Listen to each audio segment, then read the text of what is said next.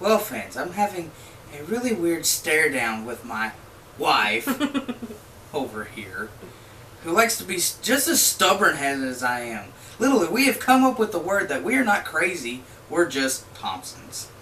So, I guess that's just us. So, since she's going to be stubborn-headed, I guess I'll continue with the video.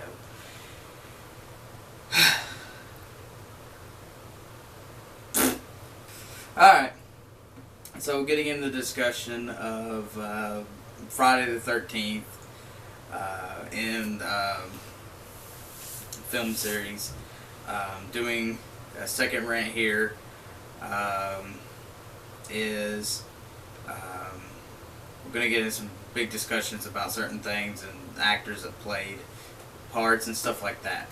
So, I can tell you now, if I had to choose my top 3 favorite Friday the 13th movies, it would have to be New Blood, Jason Lives, and Jason Takes Manhattan. And if I had to tell you the worst out of the series, it would be Jason Goes to Hell. And just the reason for that is because literally Jason is only in the movie for like 5 to 10 minutes. And the rest of it's this little demon creature that looks like a naked mole rat running around half the time.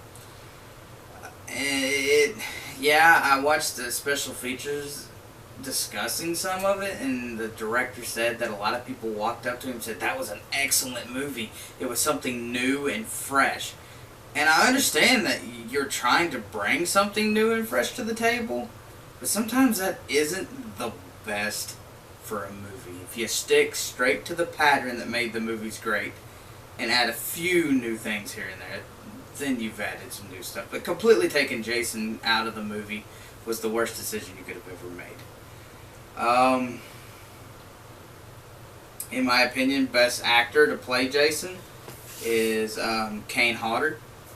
I'm very confused why in Freddy vs. Jason they put his stunt double from Jason Takes Manhattan as actual Jason, because I remember when that movie came out and I was so excited, and I guess because I was so young I wasn't too worried the way Jason was played, and I just wanted to see him kick some, Freddy burnt ass like bacon.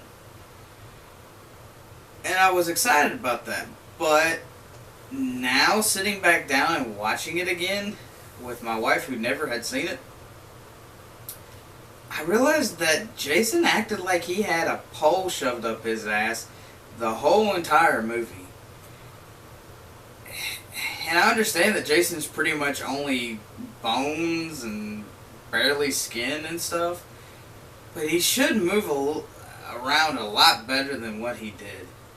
And I think it's just because of poor casting.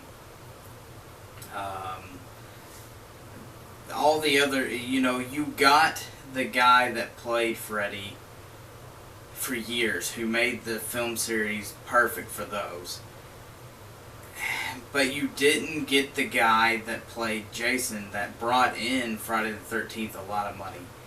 And I think if they had actually sit down and had contacted Kane Hodder and said, you know what, we're doing Freddy vs. Jason finally, do you want the part? There would have been no asking any other actor on this planet, but the guy that made Jason menacing would be Kane Hodder. Now, film 1 was a little weird because it's not Jason, it's his mom. And Betsy Palmer playing that character was very interesting, because after sitting down, hearing that she had done all these, not really goody two-shoe, but she was kind of like that loving mother type that you just wouldn't expect anyone to do. And then, sitting down and actually thinking about it, when she does show up,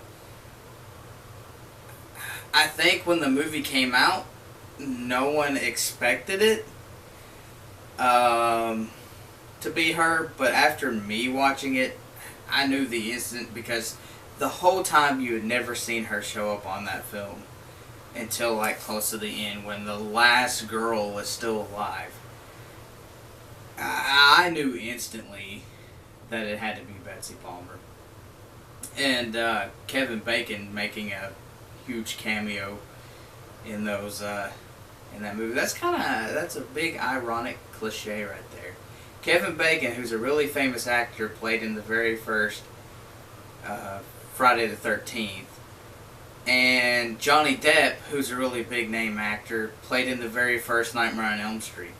So it's almost like they were just like, let's do a horror movie for the hell of it. And